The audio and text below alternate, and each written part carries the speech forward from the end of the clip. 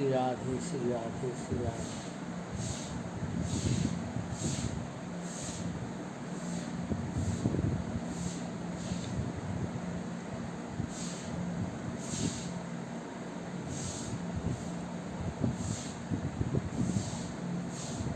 कलिजुग पावन अवतारी भगवान श्री कृष्ण चैतन्य महाप्रभु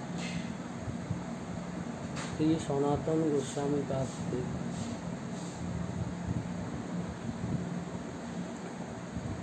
शिक्षा प्रसंगे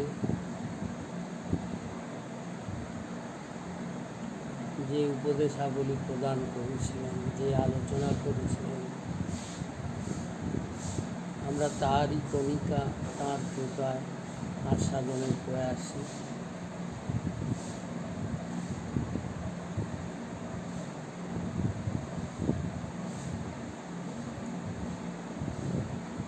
সনাতন গোস্বামীর তিনটে প্রশ্ন ছিল যে কে আমি কেন মরে যারে তাপত্রয় ইহা নাহি জানি পরিচয়িত।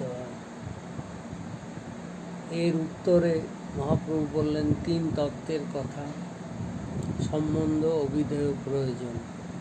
বললেন বেদ শাস্ত্রে কহে সম্বন্ধ, অভিধেয়, প্রয়োজন, কৃষ্ণ কৃষ্ণ ভক্তি, প্রেম মহাজন। আমরা সম্বন্ধের প্রসঙ্গ কিছু, সম্বন্ধ তত্ত্বের প্রসঙ্গ কিছু আস্বাদন করেছি। আর প্রয়োজন তত্ত্বে মহাপ্রভু বললেন কৃষ্ণ ভক্তি হচ্ছে অভিধেয় তত্ত্ব।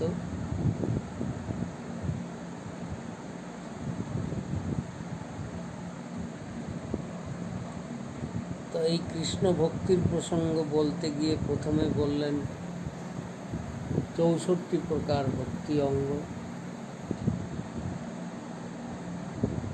তারপর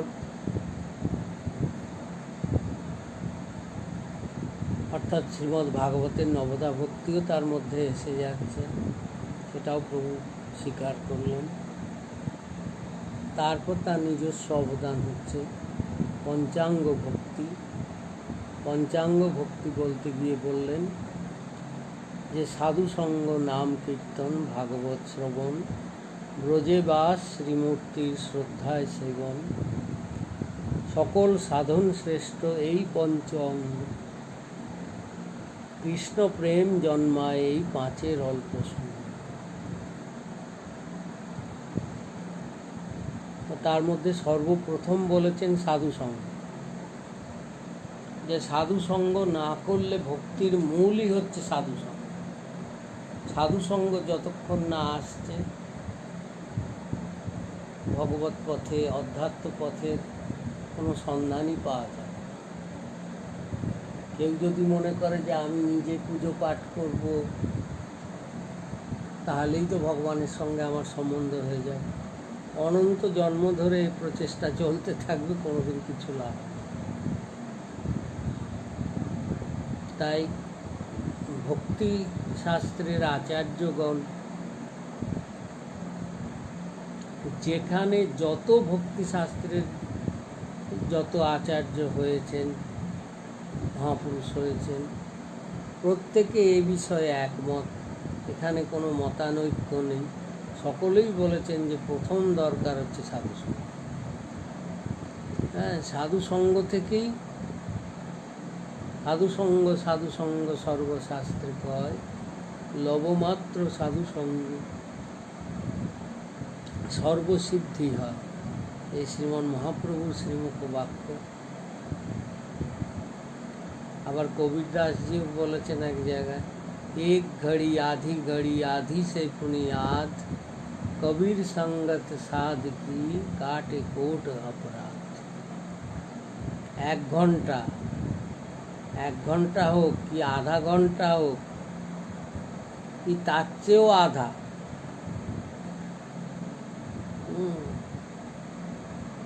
তার আধারও আধা, আধি সে পুনিয়াদ, মানে 7.5 মিনিটও যদি সঙ্গ হয়, কবির সঙ্গত সাধকি। কবির দাসজি ইচ্ছা করছেন যে সাধুর সঙ্গ যদি কিছুক্ষণের জন্য মেলে, কাটে কোট অপরাধ, কোটি কোটি অপরাধ ক্ষয় হয়ে যায় এই সাধু সঙ্গের ফলে।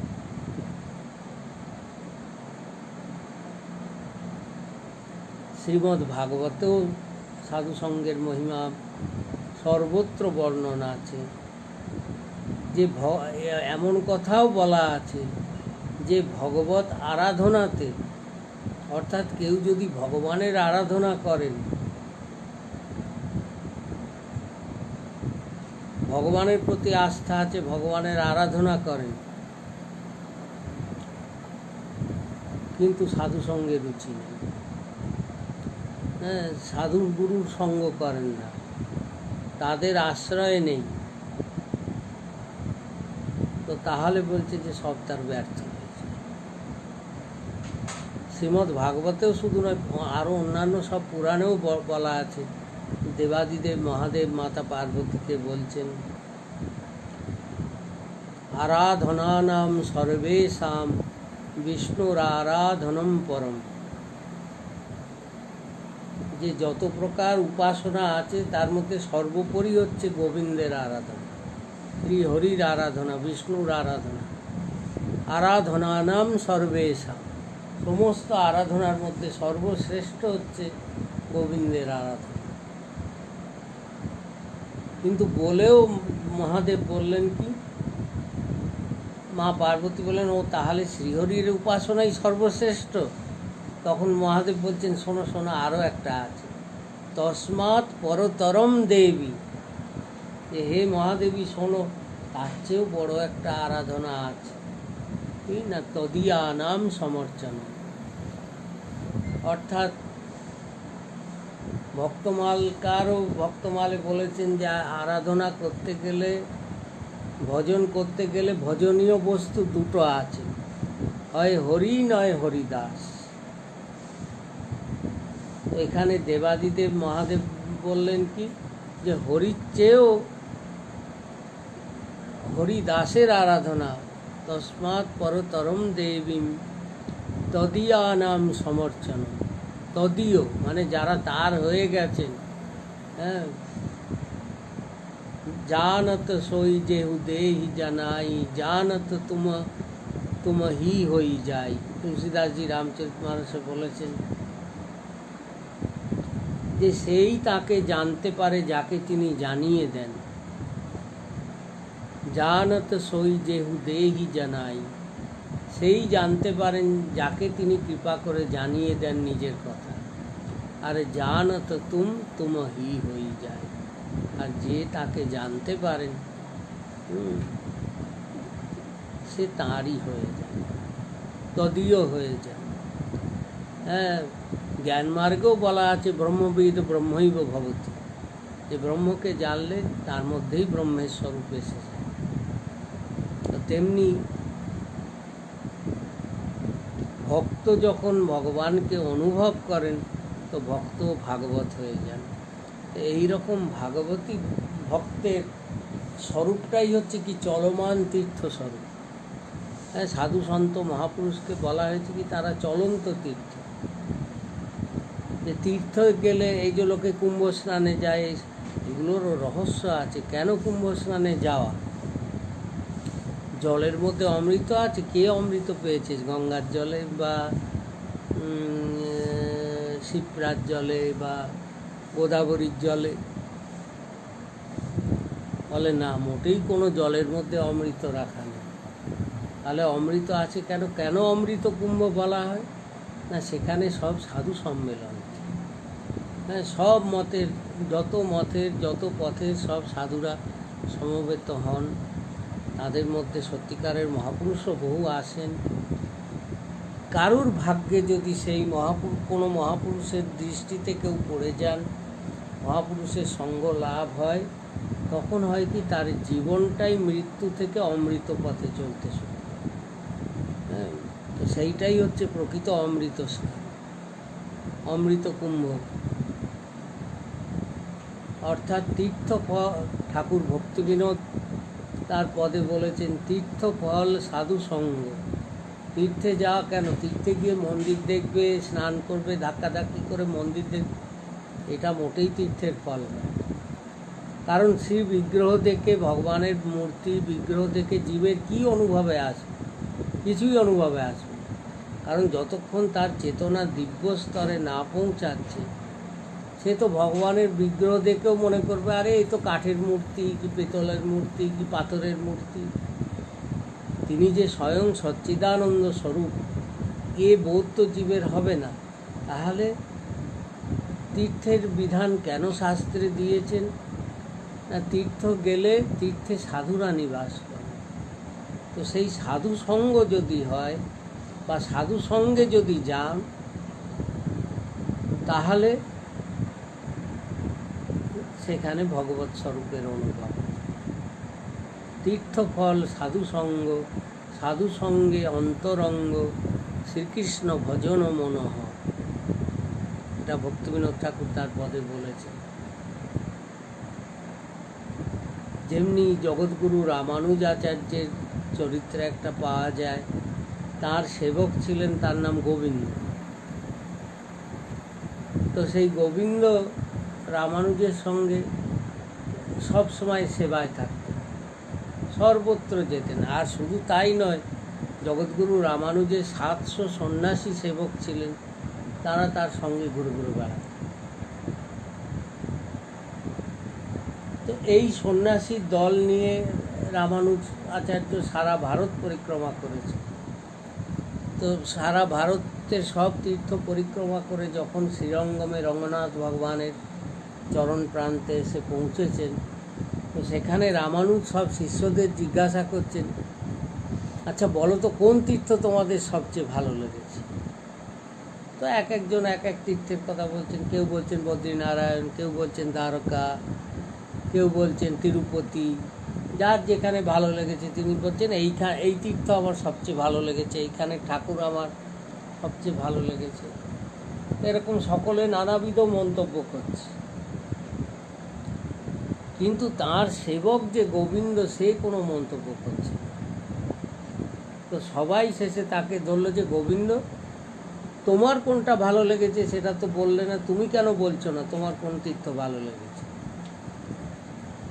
তো গোবিন্দ শুনলেন, বললেন তীর্থ ভালো লাগি কী আছে, আমি তো কোনো তীর্থে যাইনি। তাহলে তীর্থে যাওনি মানে? তুমি তোমার গুরুদেবের সঙ্গে সর্বত্র গেছো, সর্বত্র যেখানে হয়তো অনেকে অনেক ক্ষেত্রে বাদ গেছে, কিন্তু তুমি কোথাও বাদ যাওনি। সর্বদা গুরু রামানুজের সঙ্গে থেকেছো, তার সঙ্গে মন্দিরে গেছো, সব কিছু করেছো, আর তুমি বলছো তুমি যাওনি? বলে না, আমি মিথ্যা কথা বলছি না, আমি সত্যিই যাই। বলে ঠাকুর দর্শন করোনি? কোনো তীর্থের ঠাকুর ভালো লাগেনি? বলে দেখো, আমার একটাই তীর্থ, আমি সেই তীর্থেই ছিলাম, সেই তীর্থ ছেড়ে আমি কোথাও যাই। বলে কোথায় তীর্থ? তখন রামানুজের চরণ দর্শন করি, বলছেন ওইটাই আমার সবচেয়ে বড় তীর্থ, ওই তীর্থেরই সেবায় আমি ছিলাম। আমার প্রভু রামানুজ তিনি যেখানে গেছেন আমি তাকে অনুগমন করেছি, কিন্তু আমার দৃষ্টি তাকে ছেড়ে আর কারোর দিকে যায়। তার কারণ কি? মন্দিরে গিয়ে আমি যদি বিগ্রহের দিকে তাকাবো, তো আমার তো জড় দৃষ্টিতে বিগ্রহ দেখেও তো আমার বোধ হবে না যে সাক্ষাৎ প্রভু। আমি তাকে দেখে মনে করবো এটা পাথরের মূর্তি, এটা পেতলের মূর্তি, এরম বোধ হবে। ভগবানের প্রতিও জড় বুদ্ধি এসে যাবে। তো সেই ভয়ে আমি কারোর দিকে তাকাইনি। আর আমার প্রভু যে, তার তো জড় বুদ্ধি নয়, তিনি সর্বত্র গিয়ে সেখানে যে তীর্থে যে ঠাকুর আছেন তাকে তিনি সাক্ষাৎ অনুভব করছেন। তা আমি তাকেই দর্শন করেছি, সেই আমার তীর্থ, সে ছাড়া আমার কোনো গতি। তো এখানে দেবাদিদেব মহাদেবও স্বীকার করলেন, তিনিও মাতা পার্বতীকে উপদেশ বললেন যে আরাধনা নাম সর্বেশাম বিষ্ণুর আরাধনম পরম তস্মাৎ পরতরং দেবীম তদীয়ানাম সমর্চন। যে ভগবানের আরাধনার চেয়েও ভক্তের আরাধনা, এ থেকে বৈষ্ণব সেবা পরম উপায়। চৈতন্য ভাগবতে বৃন্দাবন দাস ঠাকুর বললেন, অবশ্য মিলয় কৃষ্ণ বৈষ্ণব কৃপা। হ্যাঁ, এখানে বরাহ পুরাণে একটা শ্লোক আছে। বরাহদেব মাতা ধরণীকে বলেছিলেন যে সিদ্ধির ভবতি বা নেতি সংশয় অচ্যুত সেবিনা, যে যারা ভগবানের সেবা করেন তাদের মনের মধ্যে শঙ্কা থাকে যে আমার সেবাটা ঠিক হবে কি না, এর ফলে আমার সিদ্ধি লাভ হবে কি হবে না, মনের মধ্যে দ্বিধাদ্বন্দ্ব থাকে। হ্যাঁ, বলছেন সিদ্ধির ভবতি, আমার সিদ্ধি হবে বা নেতি বা হবে না, সংশয় অচ্যুত সেবিনা, যারা অচ্যুত গোবিন্দের সেবা করেন তাদের মনের মধ্যে এই শঙ্কাটা থাকে। কিন্তু নিঃসংশয়স্তু তদ্ভক্ত পরিচর্যারতাত্মনা, কিন্তু যারা তার দাসের সেবা করেন, ভক্তের সেবা করেন, তাদের মধ্যে কোনো শঙ্কা থাকে না। তারা জানেন যে আমি তাকে পাবই পাব, ভগবানকে আমি পাবই পাব, কারণ আমি হরি দাসের সঙ্গে যখন যুক্ত আছি, তো দাসের প্রতি যখন প্রভু কৃপা করবেন, তো দাসের সঙ্গে আমাকেও গ্রহণ করবেনই। তো তাদের মনে কোনো সংশয় থাকে না। তাই বলেন অবশ্য মিলয় কৃষ্ণ বৈষ্ণব কৃপা। তা এখন এই সাধুসঙ্গ যদি কারুর ভাগ্যে, প্রথম ভক্তির প্রথম সোপানই হচ্ছে সাধুসঙ্গ, ভক্তের সঙ্গ, গুরুর সঙ্গ। এই সঙ্গ করতে করতে দ্বিতীয় ভক্তি এসে যায় কি না, নাম কীর্তন। হ্যাঁ, সাধুর সম্বল কি ভগবানের নাম। তো সেই নামের মধ্যেই নামই বসে আছেন, এবং কলিযুগে নাম ছাড়া আর কোনো সাধনা নেই। যে প্রসঙ্গ আমরা গতকালও শ্রবণ করেছি শ্রীমদ্ ভাগবতী সিদ্ধান্ত থেকে। তো এই নাম সাধুসঙ্গ করলে হয় কি, সাধারণ জীবের মধ্যেও এই নাম সঞ্চারিত হয়ে যায় সাধুর সঙ্গের প্রভাবে। হ্যাঁ, কারণ সাধুর কাছে গেলে সেখানে ভগবানের নাম ছাড়া আর কি আছে, সেখানে তার জগতের নাম নেই, ভগবানেরই নাম আছে। তো সেই নামের প্রতি নামের রুচি এসে যায়, নামের প্রতি আকর্ষণ হয়। আর নামে আকর্ষণ হলে কি হয় না, এই প্রসঙ্গে আমার গৌর সুন্দর নিজেই বলেছেন। হ্যাঁ, তিনি তো কোনো বই লিখে যাননি, কোনো উপদেশ দেননি সেরকম, খালি 8টা শ্লোক বলেছিলেন জগৎজীবের শিক্ষার জন্য। তো শিক্ষাষ্টকের প্রথম শ্লোকেই প্রাণ গৌর বলে দিয়েছেন যে এই নাম সংকীর্তনের প্রভাব, নাম সংকীর্তন করলে কি হয়। তো প্রথম শ্লোক, শিক্ষাষ্টকের প্রথম শ্লোক হচ্ছে চেতো দর্পণ মার্জনম ভব মহাদাবাগ্নি নির্বাপনম শ্রেয় কৈরব চন্দ্রিকা বিতরণম বিদ্যাবধূ জীবনম আনন্দাম্বুধিবর্ধনম প্রতিপদম পূর্ণামৃতাস্বাদনম সর্বাত্মস্নপনম পরম বিজয়তে শ্রীকৃষ্ণ সংকীর্তন। এই হলো শিক্ষাষ্টকের প্রথম শ্লোক। তো প্রথম নাম সংকীর্তন করলে কি হবে না, প্রথম বললেন, প্রথম শব্দই বললেন চেতো দর্পণ মার্জনম। চেতো দর্পণ মার্জনম মানে বলছেন আমাদের হৃদয়, আমাদের চিত্তটা হচ্ছে কি একটা আয়না। আমাদের শাস্ত্রও প্রমাণ দিয়েছেন, আর স্বয়ং শাস্ত্রের আরাধ্য যিনি গৌর সুন্দর, তিনি স্বয়ং শ্রীমুখে বলছেন যে আমাদের চিত্তটা হচ্ছে একটা আয়নার মতো। আয়নার কাজ কি না, তার সামনে যা বস্তু আসে, তার নিকটে যে বস্তু আসে তারই প্রতিবিম্ব পড়ে, তার ছবি ওঠে। তো আমাদের হৃদয়ের সবচেয়ে নিকটে আছেন কে, ভেতরে কে বসে আছে, বসে আছেন গোবিন্দ, রাধারানী। তো তাদের ছবি তো পড়ছে না আমাদের হৃদয়, চিত্তরূপী দর্পণে তো আসছে না, অথচ সেই হচ্ছে আমাদের সবচেয়ে আপনজন, সবচেয়ে কাছে আছে।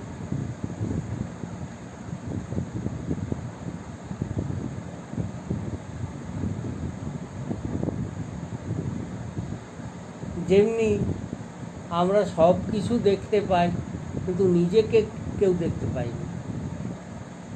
নিজের মুখখানা কত সুন্দর, সুন্দর হোক খারাপ হোক যাই হোক, আর প্রত্যেকের কাছে কেউ বলবে না সে, কেউ যদি দেখতে খারাপ হয় তার কাছে তার মুখ খারাপ না। হ্যাঁ, দেখো না, লোকে যখন আয়নার সামনে দাঁড়ায় বারবার খালি দেখে, কেন দেখে? মনে করে বাহ, আমাকে কি সুন্দর লাগছে। হ্যাঁ, যদি কারুর মুখ অ্যাসিডে পোড়া একেবারে জঘন্য হয়ে গেছে, সে তাহলে আয়নার সামনেই যাবে না। হ্যাঁ, তার ভয় লাগবে যে ওরে বাবা রে, এই বীভৎস জিনিস দেখতে হবে, দরকার নেই, আয়না না দেখাই বা। আর এমনি সাধারণ লোক, তারপর তো মেয়ে ছেলের ব্যাপার তো একেবারে আমাদের শাস্ত্রেই বলা আছে যে প্রাপ্তে তু ষোড়শে গর্ধবী অপ্সরায়তে। যেটা মেয়ে ছেলের যদি 16 বছর বয়স হয়, তো তাকে যদি গাধীর মতন দেখতেও হয়, তো সে মনে করে আমি অপ্সরা হয়ে গেছি। হ্যাঁ, আমার রূপের আর কোনো তুলনা নেই। হ্যাঁ, এখন আয়নায় দেখা যায়, আমাদের নিজের মুখটা দেখতে গেলেও সেই আয়না দিয়েই দেখতে হবে। এখন আয়নার কাছে যে থাকে, ভেতরে আছে গোবিন্দ, আর বাইরে সবচেয়ে কাছে আছে নিজের মুখখানা। এখন এই আয়নায় দেখতে গেলে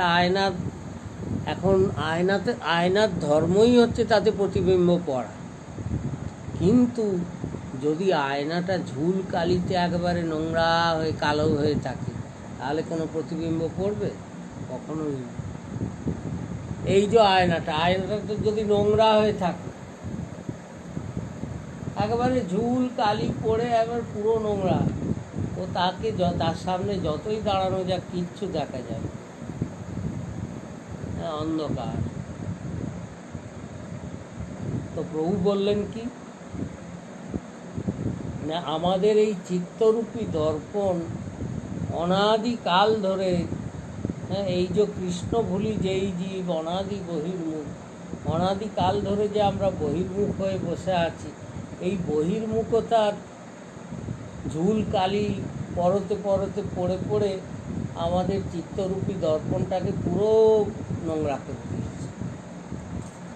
যার জন্যে আমাদের হৃদয়ের মধ্যে সবচেয়ে কাছে আছেন গোবিন্দ, আমরা তাকে দেখতে পাচ্ছি, আর চিত্তরূপী দর্পণে তা প্রতিফলিত হচ্ছে।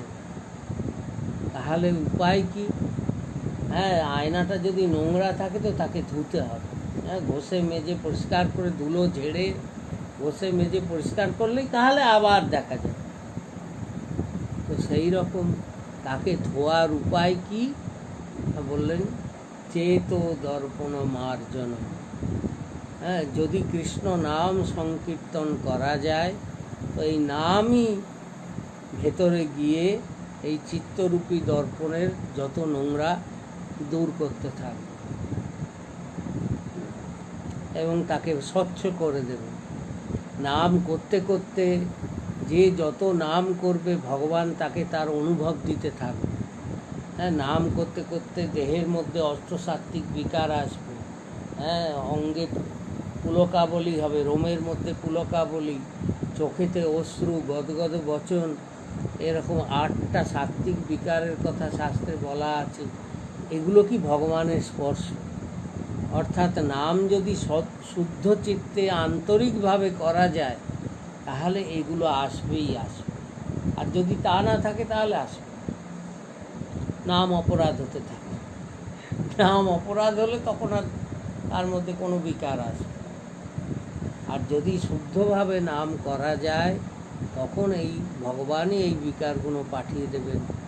রোমহর্ষ, পুলক, রোমাঞ্চ, অশ্রু, সবশেষে মূর্ছা। তো এই বিকারগুলো আসার ফলে হবে কি, এই নাম করতে করতে চিত্তরূপী দর্পণ স্বচ্ছ হয়ে যাবে, পরিষ্কার হয়ে যাবে। আর পরিষ্কার হলেই তখন আমাদের আপনজন যে, অন্তরঙ্গজন যে হৃদয়ের মধ্যে বসে আছেন, সেই যুগল ছবি হৃদয়ের মধ্যে, চিত্ত মধ্যে প্রতিফলিত হবে।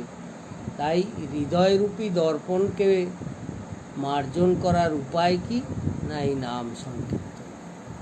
শুধু একটা নয়, প্রভু বললেন আরও অনেক গুণ আছে। আর কি বললেন? ভব মহাদাবাগ্নি নির্বাপনম চেত দর্পণ মার্জনম ভব মহাদাবাগ্নি নির্বাপন। ভব মানে সংসার, আর মহাদাবাগ্নি মানে মহাদাবানল। সংসারে একটা দাবানল। দাবানল কাকে বলে? এই যে কিছুদিন আগে কাগজে লোকে পড়েছিল না, কোথায় বিদেশে একটা দাবানল হয়েছিল, অস্ট্রেলিয়া না কোথায়। এইবার ভারতবর্ষেও তো বোধহয় কোথায় হয়েছে। হ্যাঁ, তো দাবানল মানে কি? দেখো, দাবানল জিনিসটা কি সে সম্বন্ধে একটা ধারণা হওয়া দরকার। দাবানল মানে কেউ লাগিয়ে দেয় না। হ্যাঁ, যেমনি লোকের বাড়ি লোকে জ্বালিয়ে দিচ্ছে, গ্রামকে গ্রাম আগে চোর ডাকাতরা আগুন লাগিয়ে দিত না, রাজারা লাগিয়ে দিত, জ্বালিয়ে দিত। তো এই দাবানল কিন্তু কেউ লাগায় না, কেউ আগুন সেখানে গিয়ে লাগিয়ে দেয় না, দেশলাই জেলে বা কিছু করে আগুন লাগাতে যায়। জঙ্গলের মধ্যে সব গাছে গাছে আপনা আপনি ঘর্ষণে অগ্নি উৎপন্ন হয়ে সেই যে আগুন জ্বলে, জ্বলতেই থাকে। আর দিনের পর দিন, মাসের পর মাস, বছরের পর বছর দাবানল জ্বলতে থাকে।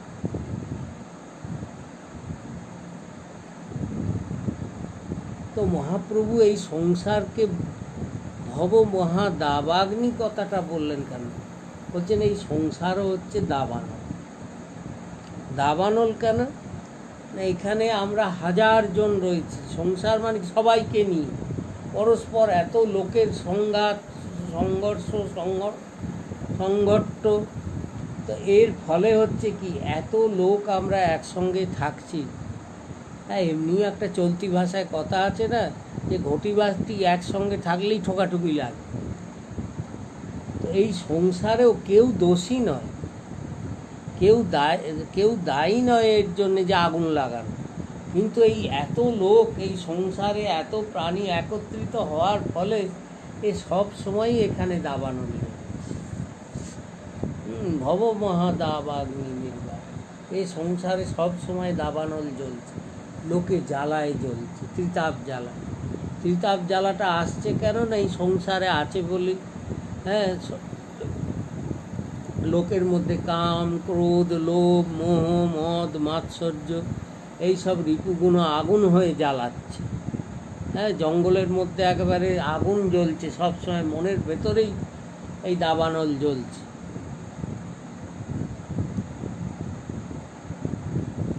এখন এই যে যদি কোথাও দাবানল জ্বলে,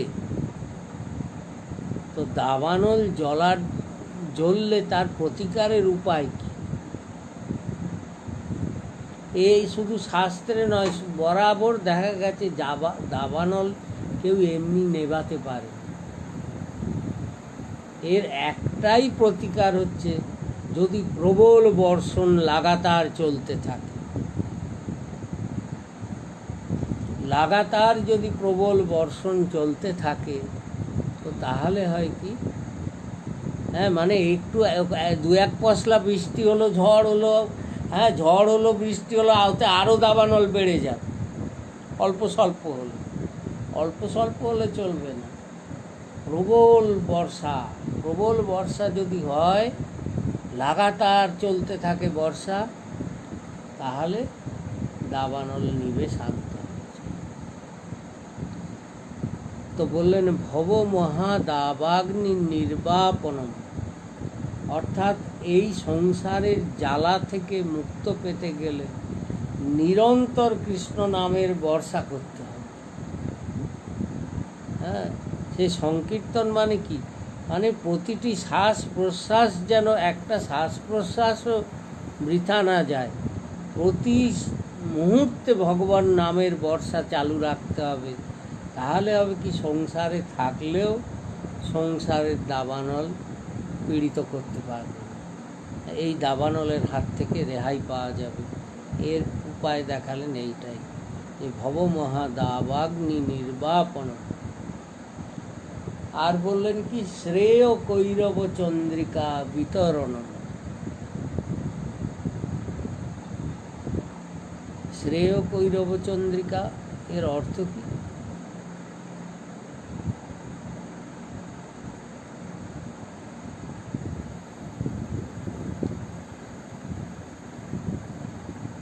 না, প্রথমে কৈরব আর চন্দ্রিকা এই দুটোর অর্থ বোঝার দরকার। কৈরব কথার অর্থ কি? কুমুদিনী, কুমুদিনী। আর চন্দ্রিকা মানে চাঁদ। তা একটা হচ্ছে পদ্ম আর একটা হচ্ছে কুমুদ। তো পদ্মের নিয়ম কি? পদ্ম সূর্যোদয়ে বিকশিত হয়, সূর্য উঠলে তবে পদ্ম বিকশিত হয়, আবার সূর্যাস্ত গেলে পদ্ম বুঝে যায়। কিন্তু কুমুদিনী হচ্ছে এর বিপরীত। কুমুদিনী, কুমুদের নিয়ম হচ্ছে কি চন্দ্রোদয়ে সে বিকশিত হয়, আর চন্দ্রালোকেই সে প্রস্ফুটিত বিকশিত সব কিছু হয়। চন্দ্রালোক না থাকলে আর সে থাকে। চন্দ্র যদি অস্ত যায়, চন্দ্রোদয়ে কুমুদিনী বিকশিত হয়, আর চন্দ্র অস্ত গেলে কুমুদিনীও মূর্ছিত হয়। এখানে বললেন কি শ্রেয় কৈরব চন্দ্রিকা বিতরণ। আমরা এর আগেও বহু প্রবচনে শুনেছি যে আমাদের জীবনে দুটো পথ আছে, একটা প্রেয় পথ আর একটা শ্রেয় পথ। এই দুটো ছাড়া আর তৃতীয় কোনো রাস্তা নেই, দুটো রাস্তা আছে। তার মধ্যে প্রেয় পথটা কি? না, নিজের ইচ্ছা মতো চলা, আমার যা ভালো লাগবে আমি তাই করব, আমি কাউকে মানি না, মানছি না, মানব না, এইটা হচ্ছে প্রেয় পথ। আমার মন যা চায় আমি তাই করব, মনমুখী। আমি কোনো শাস্ত্র, সমাজ, সাধু, গুরু কারুর অনুশাসন আমার জীবনের দরকার নেই, আমার মন যেটা চাইবে আমি সেইটাই করব, সেই পথেই আমি চলব। এটাও একটা রাস্তা, একে বলা হয়েছে প্রেয় পথ, মানে যা প্রিয় লাগে সেইভাবে চলবে, তাই হচ্ছে প্রেয়। তা এই পথের সম্বন্ধেও গীতাতেও ভগবান বলেছেন এই পথটা খুব ভালো। ভালো মানে কি? প্রথমে খুব আনন্দ হয়, প্রথমে খুব মজা হয়, যেমন খুশি চলছি, কি মজা। কিন্তু তারপরে আরম্ভে মনে হয় অমৃতের মতো, আর তারপর যত দিন যায় তখন হয় কি বিষবৎ হয়ে যায়। এর পরিণতি চরম সর্বনাশের অতল গহ্বরের জীবকে তলিয়ে নিয়ে যায়। যে প্রেয়পথ যে আশ্রয় করবে, জগতে তো বেশিরভাগ লোকই প্রেয়পথের প্রতীক, কারণ কেউ চায় না যে আমার জীবনে কোনো অনুশাসন আসুক। আমি কারুর অধীন হয়ে চলবো, নিয়মে চলবো, শৃঙ্খলা মেনে চলবো, এটা লোকে চায় না, এটা পছন্দ হয় না।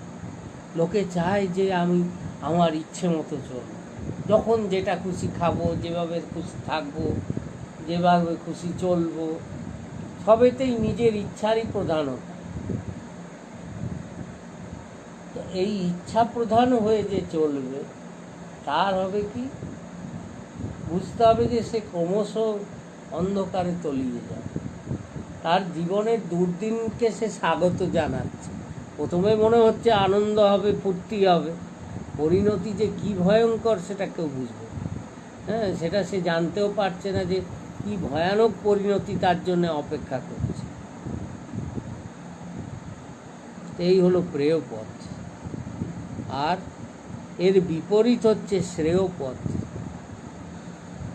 প্রিয় পথ কাদের প্রিয়? না, যারা অসুর প্রবৃত্তি, আসুরিক প্রবৃত্তি, তাদের জন্য হচ্ছে প্রেয় পথ। আর শ্রেয় পথ কি না, সাধুজনের যে পথ, অর্থাৎ যেখানে মানছি মানব দুটোই আছে।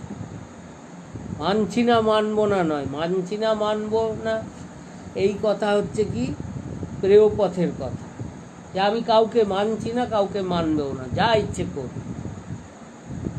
কিন্তু আমাদের আচার্যগণ, শাস্ত্র, অধ্যাত্ম পথের যারা পথিক, তাদের বলছেন যে জগতে পারমার্থিক দিক ছেড়ে দাও, জগতেও কোনো বস্তু লাভ করতে গেলে তোমাকে দুটোকেই মানতে হবে, যে মানছি এবং মানব। ধরো একটা ছোট বাচ্চা যখন সে লেখাপড়া শিখছে, হয়তো ABCD শেখানো হচ্ছে, তো তাকে যদি পড়ানো হচ্ছে এই পড়ো ABCDEFG, হ্যাঁ, এই পড়তে গিয়ে সে যদি বলে না এর পর B কেন, আমি তো বলবো না এর পর D বলো, তো এই বলে সে কোনোদিন পড়া শিখতে পারবে? কারণ আজ পর্যন্ত যারা পড়া শিখেছে তারা সকলেই এর পর B মেনেছে, মেনে এইভাবেই ABCD শিখে লেখাপড়া শিখেছে। এখন যদি বাচ্চা প্রথমেই বলে মানছি না মানব না, তাহলে তার আর কোনোদিন জীবনে লেখাপড়া শেখা হবে না। মানতেও হবে, হ্যাঁ, মেনে চলতেও হবে, তবেই জীবনে কিছু লাভ করা যায়। তো শ্রেয় পথে যেতে গেলে অনুশাসন মানতে হবে। বিশেষ করে পারমার্থিক পথে সাধু সঙ্গ তুমি যদি করো, তারপরে আসবে তোমার জীবনে নাম সংকীর্তন। তো তখন যদি তুমি সাধুর কথা না মানো, তার উপদিষ্ট পথে না চলো, হ্যাঁ, সাধুর কথা শুনলে ঘাড় নাড়লে তারপর চলার সময় নিজের ইচ্ছে মতো, তো তাহলে বুঝতে হবে তোমার জীবনে কোনোদিনই কিছু লাভ হবে। তুমি যে অন্ধকারে আছো অন্ধকারেই থাকবে। তো সেই জন্যে সাবধান হতে হবে। তবে কি মহাপ্রভু ভরসা দিয়েছেন যে শ্রেয় কৈরব চন্দ্রিকা বিতরণ। কারুর জীবনে যদি নামরূপী চন্দ্রিকার উদয় হয়, নামরূপী চন্দ্রের উদয় হয় হৃদয় মধ্যে, তাহলে হবে কি তার জীবনে শ্রেয়রূপী কুমুদিনী প্রস্ফুটিত হয়ে যায়। তাকে আর আলাদা করে শ্রেয় পথ খুঁজতে হবে না। যে নামের আশ্রয়ে যাবে তার জীবনে এমনি শ্রেয়ের রূপী কুমুদিনী বিকশিত হবেই হবে। হ্যাঁ, শ্রেয় কৈরব চন্দ্রিকা বিতরণ। হ্যাঁ, তো শ্রেয়রূপী কৈরব চন্দ্রিকা সে জীবিত হয়ে যাবে। আর তারপর বললেন কি বিদ্যা বধূ জীবনম। বিদ্যা বলতে আমরা জগতে বিদ্যা বলতে বুঝি কি, এই স্কুল কলেজে পড়া, এইটাই আমাদের বিদ্যা লাভ। এই বিদ্যারও যে কোনো মূল্য নেই তা নয়, এই বিদ্যারও মূল্য আছে। এই বিদ্যা আমাদের দৃষ্টির সামনে বহির্জগৎকে খুলে দেয়। এই যে পৃথিবীর কোথায় কি আছে, কি জাগতিক জ্ঞানের চক্ষু আমাদের উন্মোচন করে দেয় এই জাগতিক বিদ্যা। কিন্তু এই বিদ্যাই সব নয়। এই বিদ্যা একটা মানুষকে জগৎ সম্বন্ধে সচেতন করে দেয়, ঠিক কথা, তার প্রকৃতি পরিবেশ সব সম্বন্ধেই সচেতন করে, কিন্তু অন্তর্জগতের কোনো বিকাশ ঘটাতে পারে না। কারণ মানুষের দুটো জগৎ আছে, দুটোই বিশাল, কোনোটাই ছোটোখাটো নয়। একটা বাইরের জগৎ, সেটাও বিশাল, তার চেয়েও বিশাল হচ্ছে অন্তরের জগৎ। অন্তরের জগৎ একটা মানুষকে যদি মানুষ রূপে প্রতিষ্ঠিত হতে হয়, মনুষ্যত্ব যদি কারোর জীবনে আনতে হয়, প্রতিষ্ঠা করতে হয়, তাকে প্রথম তার অন্তর্জীবনটি সুন্দর হওয়া দরকার। কারণ এই যে যত নোংরামি দুষ্টামি, আজ সারা পৃথিবীতে বিদ্যার তো কিছু কমই দেখা যাচ্ছে না, বিদ্যা তো যথেষ্ট আছে, বহির্জাগতিক বিদ্যা তো আছে, কিন্তু অন্তর্জগতের অন্ধকারের ফলেই লোকের মধ্যে এত ঈর্ষা, লোকে পরস্পরের ক্ষতি করবে, কী করে লোককে রোগ লাগিয়ে দেবে, এই চিন্তা আর জগৎ ধ্বংসের মুখে যাচ্ছে। কেন না, ভেতরের মেশিনটা ঠিক করা হচ্ছে না, অন্তরের যেটা বিদ্যা সেই বিদ্যা কেউ লাভ করছে। কোনো স্কুল কলেজে বিশ্ববিদ্যালয়ে মানুষকে এ শিক্ষা দেওয়া হয় না যে তোমার জীবনে চরিত্রটার দরকার আছে, চরিত্রটা তোমার সুন্দর হওয়া দরকার, তা নইলে বাইরের লেখাপড়া দিয়ে কোনো কাজ নেই। তোমাকে সর্বাঙ্গীন তোমার বিকাশ হতে গেলে আন্তর্জগতের বিদ্যা তোমার লাভ হওয়া দরকার। তো এখানেও ভক্তিবিনোদ ঠাকুর একটা পদে বলেছেন এক জায়গায় যে জড় বিদ্যা যত মায়ার বৈভব তোমার ভজনে বাধা।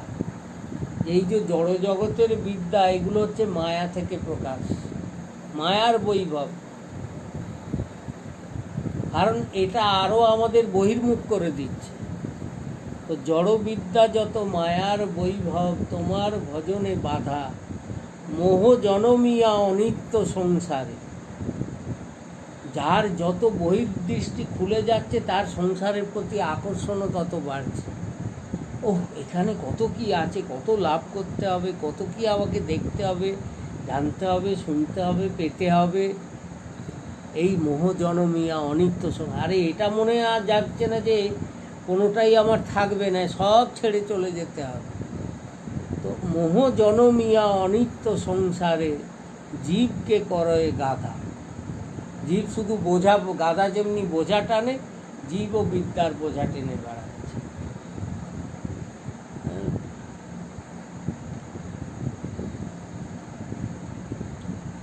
তাহলে প্রকৃত বিদ্যা কি না, মা সরস্বতী কোন বিদ্যার অধিষ্ঠাত্রী? আমরা স্কুল কলেজে তার পুজো করছি ঠিক কথাই, কিন্তু এই জড়বিদ্যার অধিষ্ঠাত্রী সরস্বতী নন। মা সরস্বতী ব্রহ্মবিদ্যার অধিষ্ঠাত্রী, অন্তর্জগতের বিদ্যার অধিষ্ঠাত্রী, বেদ জ্ঞানের অধিষ্ঠাত্রী।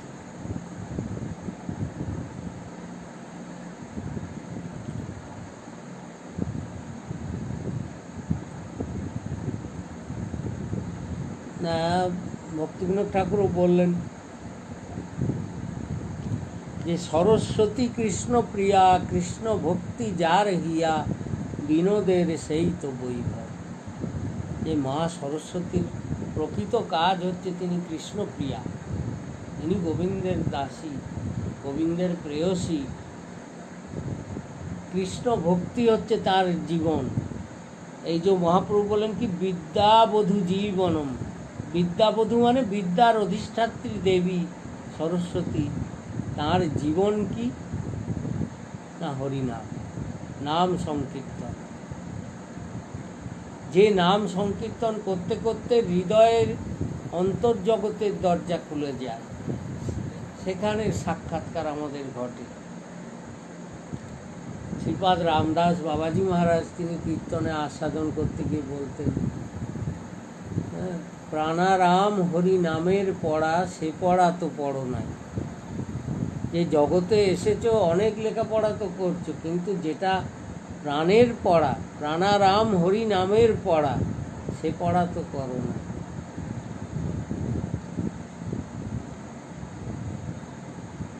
তো প্রকৃত বিদ্যালাভ জীবের তখনই হবে, সেই সে বিদ্যার ফল জানিহ নিশ্চয়। চৈতন্য ভাগবতে বললেন কি, সেই সে বিদ্যার ফল জানিহ নিশ্চয়, কৃষ্ণ পাদ পদ্মে যদি চিত্তবৃত্তি হয়। হ্যাঁ, তো সেই চিত্তবৃত্তিটা হবে কি করে না, নাম সংকীর্তনে। তাই মহাপ্রভু কি বললেন, চেতো দর্পণ মার্জনম, ভব মহাদাবাগ্নি নির্বাপনম, শ্রেয় কৈরব চন্দ্রিকা বিতরণম, বিদ্যাবধূ জীবন। হ্যাঁ, আর তারপর বললেন কি, আনন্দাম উদিবর্ধনম প্রতিপ্রদম পূর্ণামৃতা স্বাদনম সর্বাত্ম বিজয়তে সর্বাত্ম স্নপনম পরম বিজয়তে শ্রীকৃষ্ণ সংকীর্তন। তা আজকে আমরা বিদ্যাবধূ জীবনম পর্যন্তই শ্রবণ করলাম। আর দুটো বাকি রইল মহাপ্রভুর কথায়, যেটা বলেছেন সর্বাত্ম আনন্দাম মুদিবর্ধনম আর প্রতিপদ পূর্ণামৃতা স্বাদনম। তা আবার রাধে রাধে।